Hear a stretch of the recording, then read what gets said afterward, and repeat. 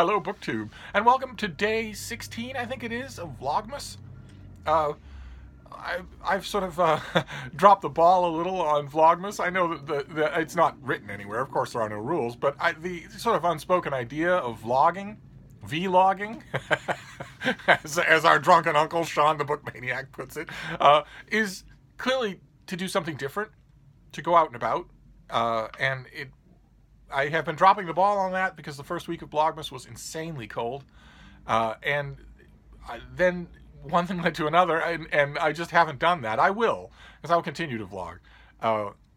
And I wasn't really clear also as to whether or not my normal videos constituted vlogging, because I vlog every day. I talk to you every day, one way or another. I'm going to leave off the renovating and fixing of my Vlogmas for today. And instead today, I'm going to do... yesterday, I did some follow-up honorable mention recommendations for history and biography. And I predicted in my mind that there would be some emails, and instead there was a deluge of emails. People saying, could you please keep doing this? Could you please recommend more books? I'm a little bit flabbergasted, because most of the people who wrote those emails are people who had not only read, but printed out my year-end list of books from Open Letters Review, which is 100 recommendations. You'd think that would be enough, but no. No. Quite a few people, independent people who don't know each other, emailed me or left me text messages saying, you know, we know from watching your channel that you read an enormous amount more than the number of recommendations you made for your year-end list. And yes, you do recommend books throughout the year, but could you recommend some more books? Now that we're right at the edge of the holidays, we're staring into the crosshairs, and that maybe... A couple of people said maybe one of the recommendations that you make now will be the bullseye, will be the thing that I've been waiting for that certain person, and you just haven't talked about it yet. And I guess I kind of see that. So maybe I will do that in the upcoming week. Maybe I will make some last-minute book recommendations for 2018, just to wrap up the 2018 reading year. Not necessarily for the holidays, but just because if I really liked something, it might feel wrong to let it go without any kind of follow-up before the year is over. So anyway, I'm going to do that right now. I'm going to recommend 4 books. These are all extremely strong recommendations. They are, as you probably have come to expect on this channel, they are very different books, different kinds of books, but still. I'm not asking you to read them all. Anyway, the first one is an author we've seen on this channel before. I don't think we saw this book. This is Stefan Anheim, and it is 18 Below. This is a Fabian Risk novel. This is classic, Nordic crime noir fiction, and it's terrific, just fantastic. Doesn't let up at all. The first book in the Fabian Risk series was, there were 2, The Ninth Grave and Victim Without a Face. I read them both and thought they were both fantastic, and this one is, if anything, better and stronger and meatier.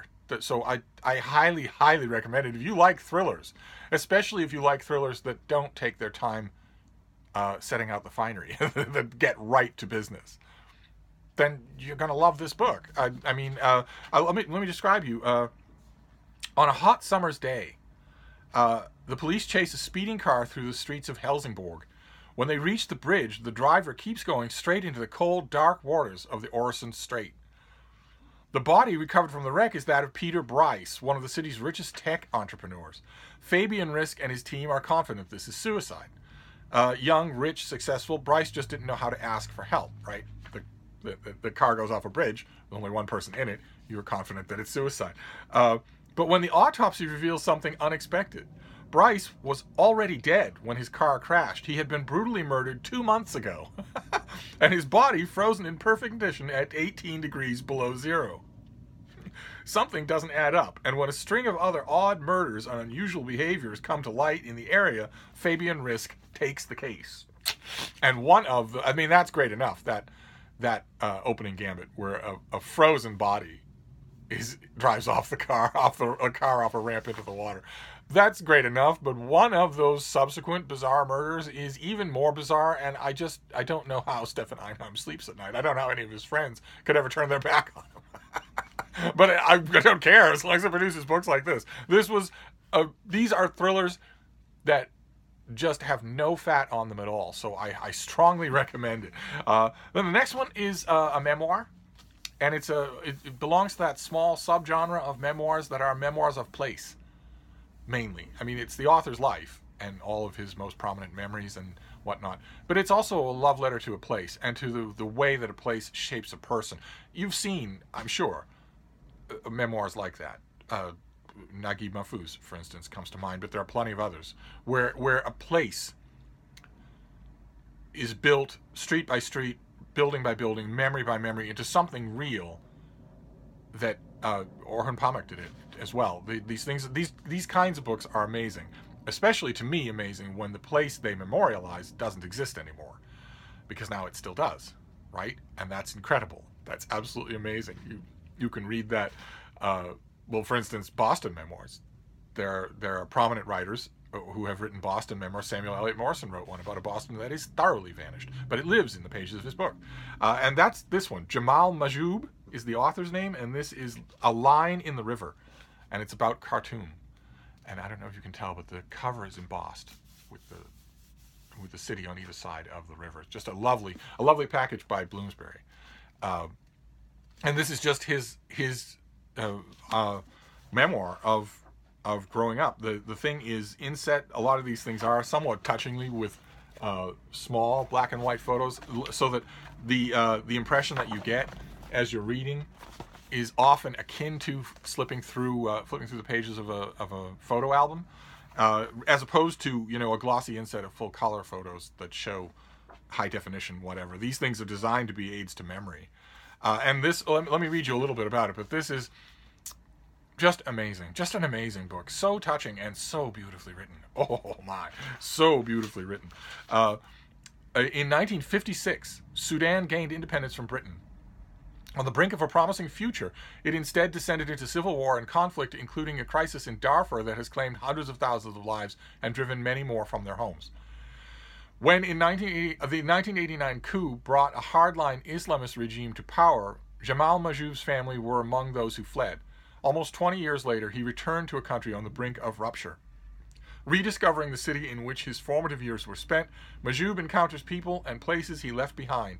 The capital contains the key to understanding Sudan's divided, contradictory nature, and while exploring Khartoum's present, its changing identity and shifting moods, its wealthy elite and neglected poor, Majoub also delves into the country's troubled history, one turbulent with the rivalry between Christians and Muslims.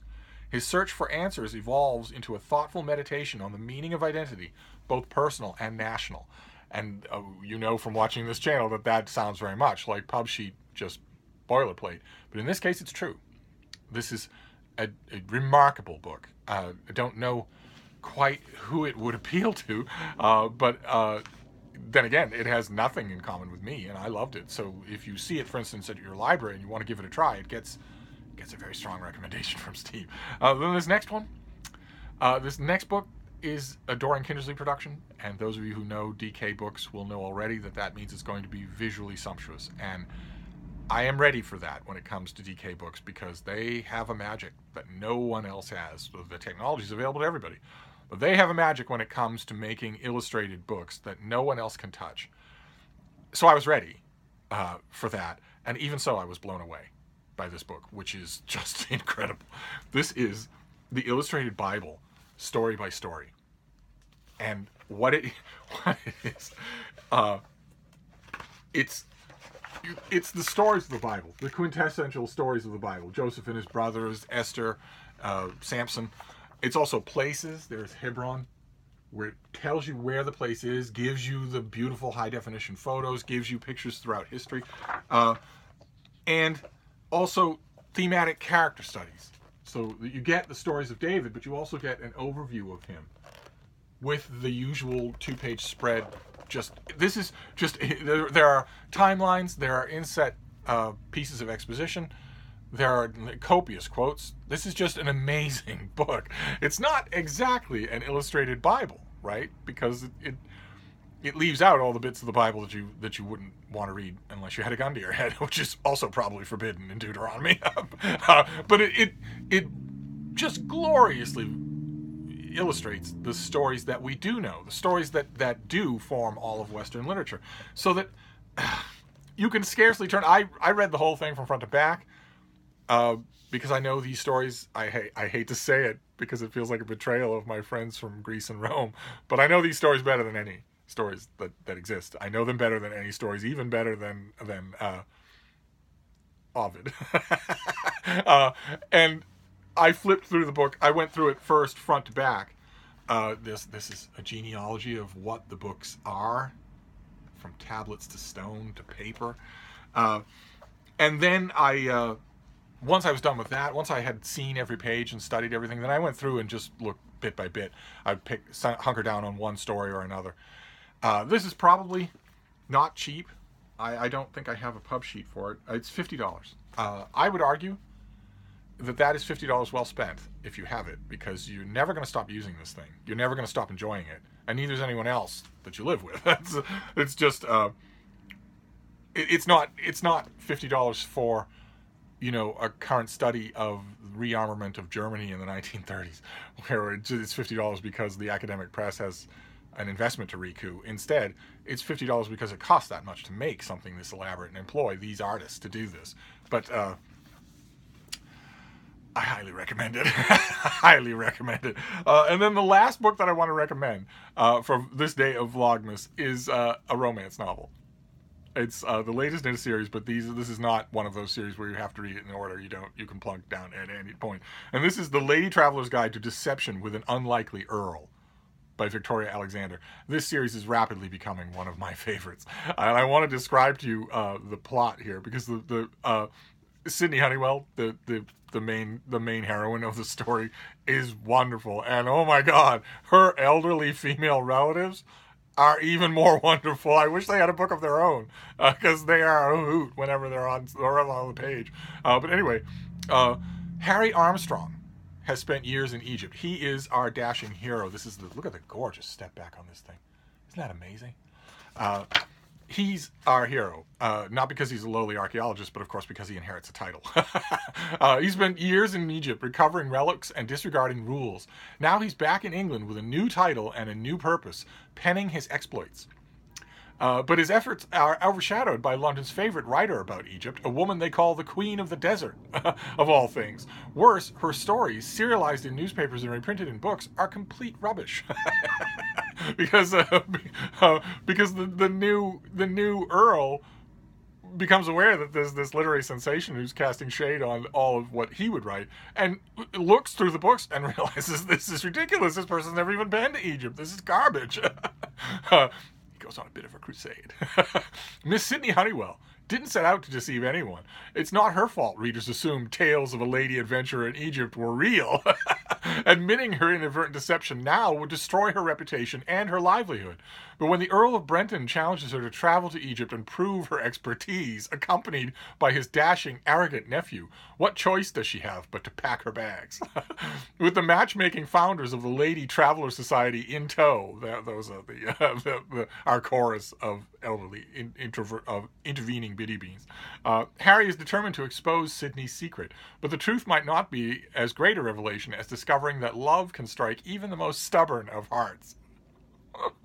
Because she just started writing these fantasias about Egypt, and as the Lady Traveler chorus of elderly relatives points out to her, you know, when you get to writing, dear, you're just lost in your little world, and we didn't want to disturb you by telling you that. Not only didn't want to disturb her by telling her how successful her stories are, but they also didn't want to disturb her by pointing out that there has been criticism. And there's no more determined critic than Harry when he finally locks horns on destroying this fraud. She has no more determined critic, and oh my God, I was smiling and chuckling throughout this whole book. I remember really enjoying the last one. I think the last one I read in this series was set in Venice, but I don't remember it being anywhere near as self-controlled and funny as this. So if you're a romance fan, I strongly recommend that you meet these two, because, of course, love blossoms in the shade of the pyramids. So there you go. That is Vlogmas. That is just 4 miscellaneous recommendations. I know they don't follow any rhyme or reason, and I know that your poor book buying budgets have already been battered all out of recognition by this channel, but I thought I'd throw in some more recommendations at the last minute, and I may do it again in the course of this week, because there are a few more 2018 books that I would like to recommend. But in the meantime, I'm going to wrap this up before this gets too long, and I will see you soon. Thank you, BookTube.